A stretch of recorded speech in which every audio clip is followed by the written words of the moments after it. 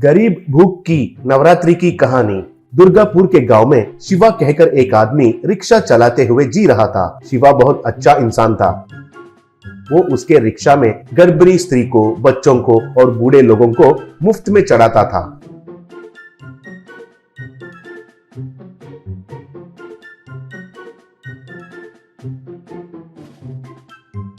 और शिवा दुर्गा माँ का बड़ा भक्त भी था। उसके पास पैसे रहे या नहीं रहने से भी दुर्गा माँ को हर दिन भक्ति से पूजा करता था। एक बार नवरात्रि का त्योहार आने से शिवा हर रोज भक्ति से पूजा करते हुए रिक्शा चलाने लगा। एक दिन जब शिवा घर वापस आया था, तब उनकी पत्नी मीना शिवा से, सुनिए जी, हमारे बच्चों ने खाना खाकर 2 दिन हुए हैं। बेचारे वे हर रोज दलिया पीकर भूख मिटा रहे हैं। आप तो हर दिन पूजा कर रहे हैं, फिर भी क्या फायदा है? दुर्गा माँ हम पर दया नहीं दिखा रही है, बोली। तब शिवा, देखो मीना, दुर्गा माँ को सब कुछ पता है। हमारे लिए क्या सही है और कब देना है, सब कुछ माँ को पता है। तुम ज्यादा सोचो मत। आज कैसे भी मुझे अच्छा सौदा मिलेगा और पैसे भी अच्छे मिलेंगे। तुम्हारे लिए सब कुछ लाकर देता हूँ। पहले मैं गांव के बाहर दुर्गा माँ का मंदिर में जाकर दर्शन करके आता हूँ, कहकर उधर से चला गया। शिवा उनका रिक्शा में गांव के बाहर दुर्गा माँ का मंदिर तक जाकर दुर्गा माँ का दर्शन किया।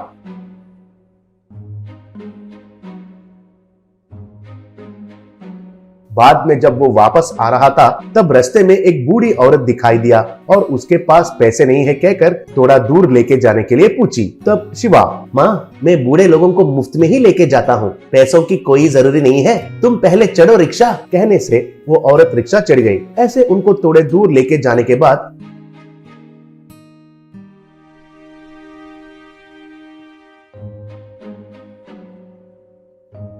वो औरत एक जगह पर उतर गई और फिर शिवा को वो एक चूड़ी दिया। वो देखकर शिवा, माँ, मैं बूढ़े लोगों के पास कुछ भी नहीं लेता हूँ कहा था ना, फिर भी ये चूड़ी क्यों देती हो? मुझे नहीं चाहिए, कहकर उनका हाथ में रख दिया। तब वो औरत, देखो बेटा, तुम्हारा चेहरा देखने से तुमने खाना खाकर 2 दिन हुए हैं जैसे लग रहा है, इसलिए ये चूड़ी ले जाकर तुम्हारे बच्चों के लिए कुछ खरीद कर दो, मुझे भी खुशी मिलेगी, बोली। तब शिवा, माँ, अगर ये चूड़ी मैंने लिया तो दुर्गा माँ को मैंने जो वचन दिया वो तोड़ दिया जैसा होता है, कहकर उधर से चला गया।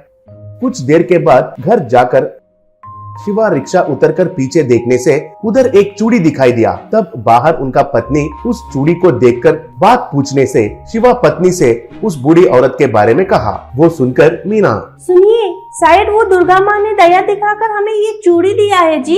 तब शिवा, अगर दुर्गा माँ ने दिया फिर भी बूढ़ी औरत के रूप में ही दिया है ना, मैं बूढ़े लोगों से कुछ भी नहीं लेता हूँ ना, अगर ये चूड़ी लिया तो मेरा वचन नहीं निभाया जैसा बनता हूँ, पहले मैं जाकर ये चूड़ी उनको वापस देकर आता हूँ, कहकर शिवा उस चूड़ी को लेकर फिर से निकल पड़ा।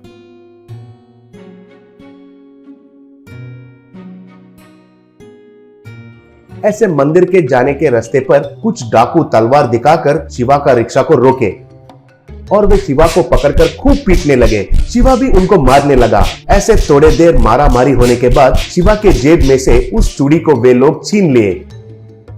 तब शिवा बहुत थक गया और, दुर्गा माँ, ये क्या परीक्षा है मुझे? क्यों मुझे ऐसा मुश्किल में डाल रही हो? अब मुझे ताकत नहीं है माँ, तुम ही मुझे बचाओ, मेरा वचन निभाया जैसा करो, तुम पर ही बोझ छोड़ रहा हूँ माँ, कहा। उनके बातों से वे चोर लोग हंसने लगे। अरे बाप रे, अब दुर्गा माँ आकर इसको बचाएगी। ऐसे सब लोग हंसने लगे। तब एक शेर उनके पास आई और उन चोर लोगों पर हमला करने लगी। तब वो चोर उस चूड़ी को शिवा के हाथ में रखकर उधर से भाग गए। तब वो शेर अजीब से शिवा को कुछ नहीं करके उधर से चली गई।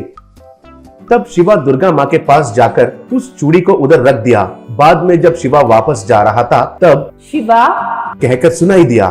तब शिवा पीछे मुड़कर देखा तो उधर उसको दुर्गा माँ का मूर्ति में दुर्गा माँ दिखाई दिया। तब शिवा से दुर्गा माँ, शिवा, तुम बहुत जिद्दी हो ना, मुझे जो वचन दिया वो निभाने के लिए तुम्हारा जान को भी खतरा में डालते हो, कहकर हाथ दिखाई। तब उनके हाथ में से बहुत सारे सोने के सिक्कों का बारिश होने लगी। ऐसे उधर बहुत सारा सोना इकट्ठा हो गया।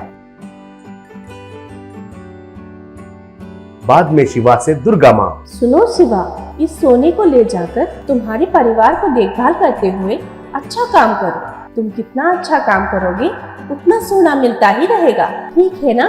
कहकर गायब हो गई। तब शिवा दुर्गा माँ को प्रणाम करके उस सोना को ले जाकर उसका पत्नी को दिखाया। वो देखकर मीना बहुत खुश हुई। इतना ही नहीं, शिवा और मीना दोनों मिलकर बहुत सारे अनाथ बच्चों को दत्तक ग्रहण करके उनको अच्छे से देखभाल करने लगे और गरीब लोगों को भी बहुत मदद करने लगे।